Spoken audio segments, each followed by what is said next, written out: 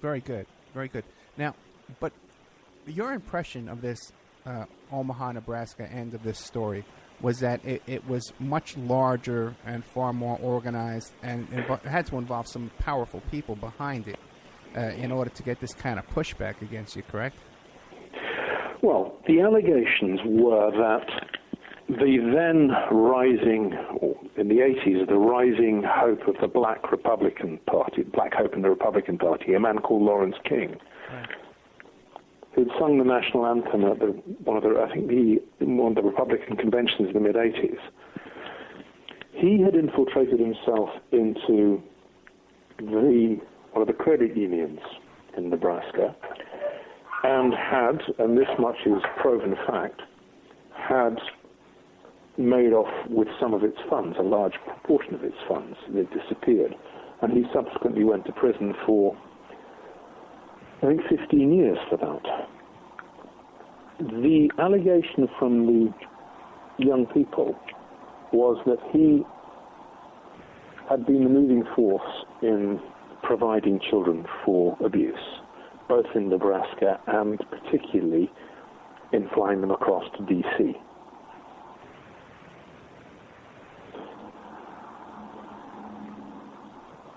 Right. Now, let me ask you, did you personally receive any kind of threats or kind of intimidation over this case?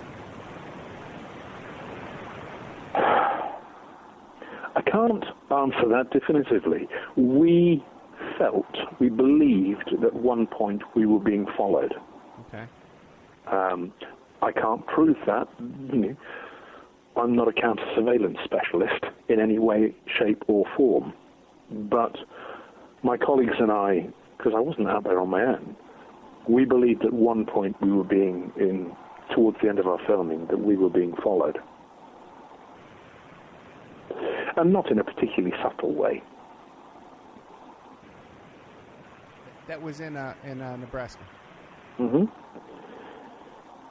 Other people, if you talked to the people who are still around from that time, will tell you they did feel threatened. The state legislature had hired an investigator, a man called Gary Caradori. Okay. And it was his files, though not through him or not through his family, that I got access to them, which had provided such a wealth of material, amongst others.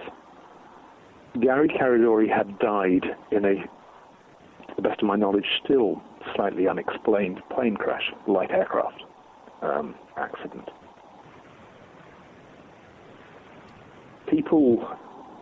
Officials in the state took that as a message. Now, I have no idea.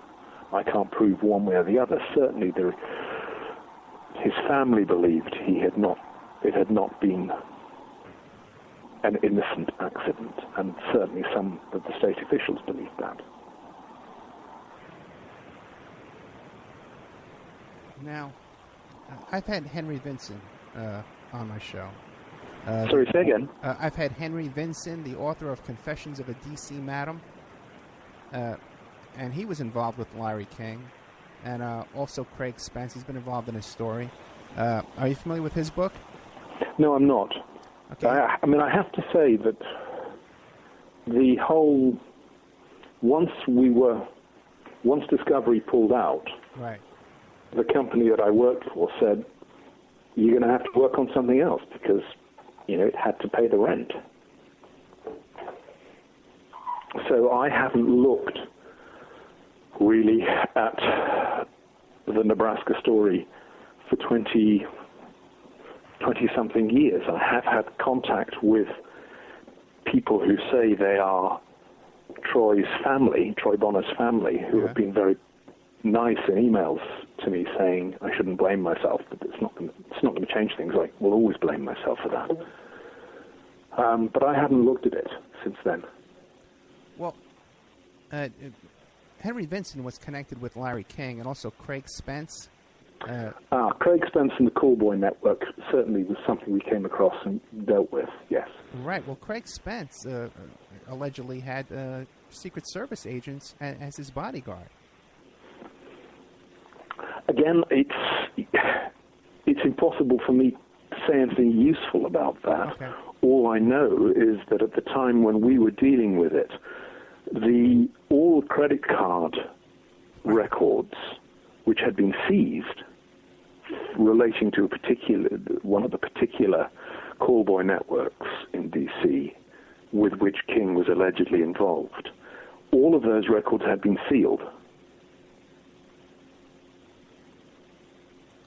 And could those be the credit card records that Henry Vincent talks about that were going through his funeral home?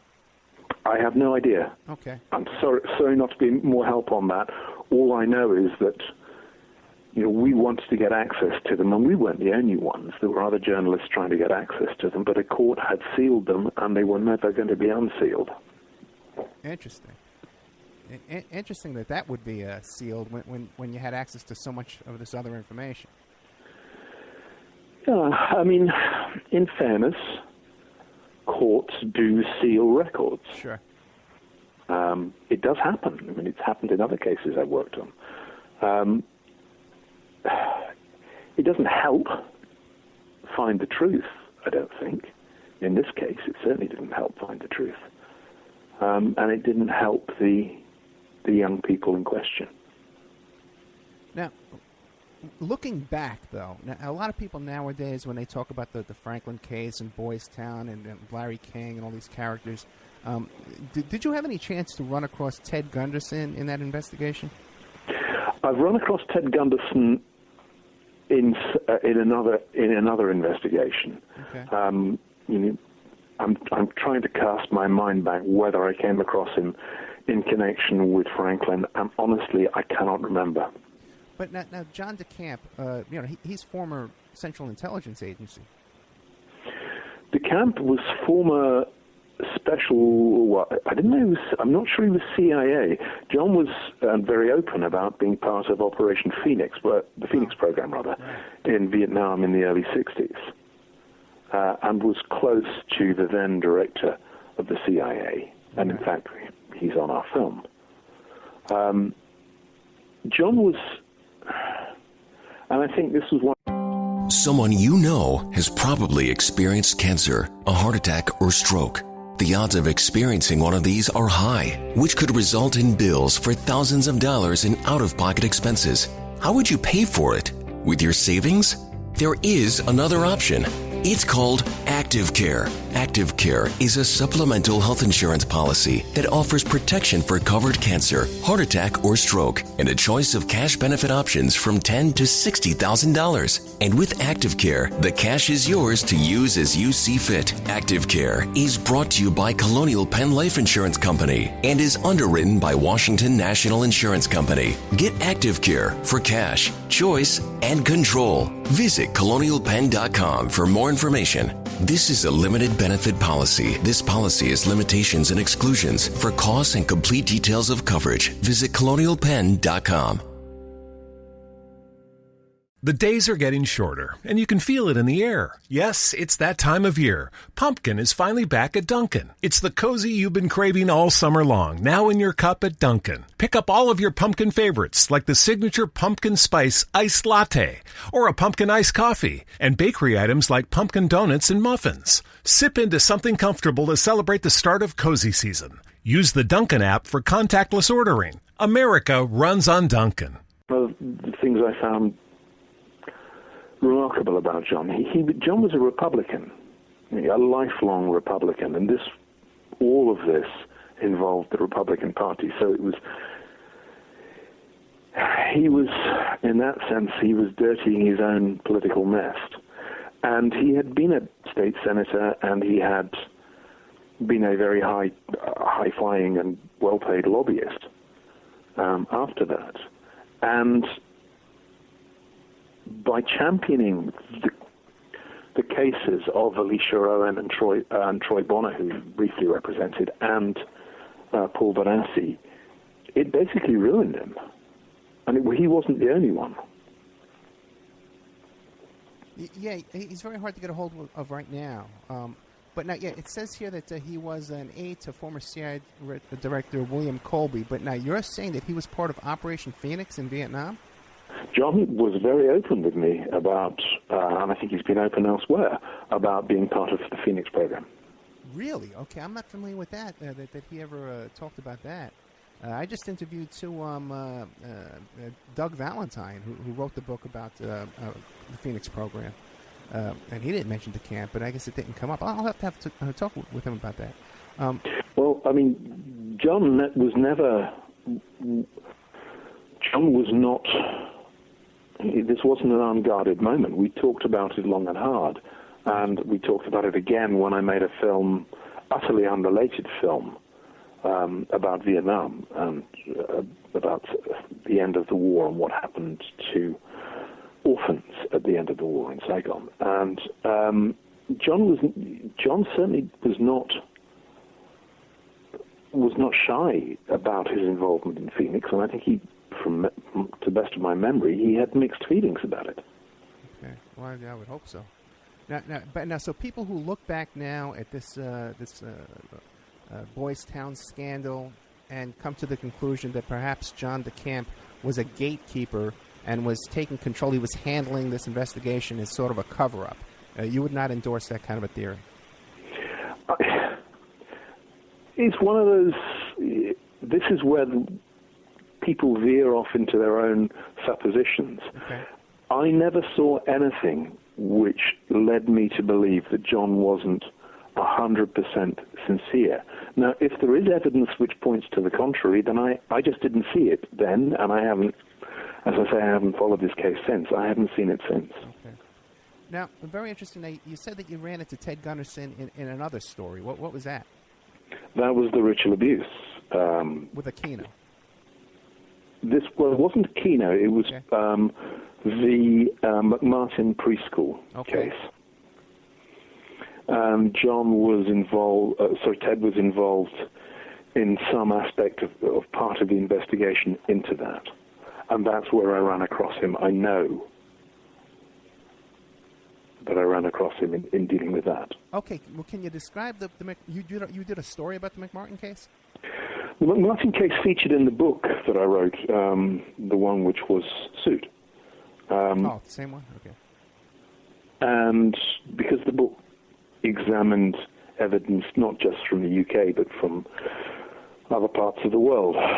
And so I looked at McMartin and I talked to some of the families. Okay, and now, did you ever come to a conclusion on that? A lot of people try to dismiss it and poo-poo it, what was your conclusion? I think it's impossible to come to a final conclusion because so much of the evidence has either been destroyed or the waters have been muddied. I don't want to say anything because I have no reason to say it, to suggest that the court decisions in that were wrong.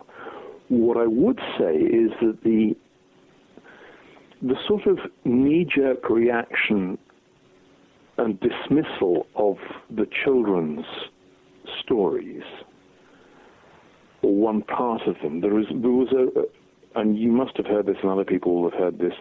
Oh, well, the kids talked about tunnels, and there weren't any tunnels, therefore the whole thing was nonsense.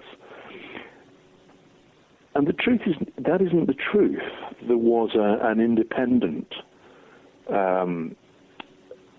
scientist hired by the parents who went down and found the tunnels pretty much exactly where the kids said they were, and found items in there which were consistent with what the kids said. And to the best of my knowledge and belief, those tunnels have now been filled in or destroyed. But there is a formal report to that effect. And the reason why I say that it's impossible to come to a conclusion on any of these cases is that these very old and celebrated cases, is that the evidence has been so muddied, or in some cases destroyed, that it's virtually impossible to reach unequivocal conclusions. Gotcha. Okay. Now, another story you did, though, involved Michael Aquino.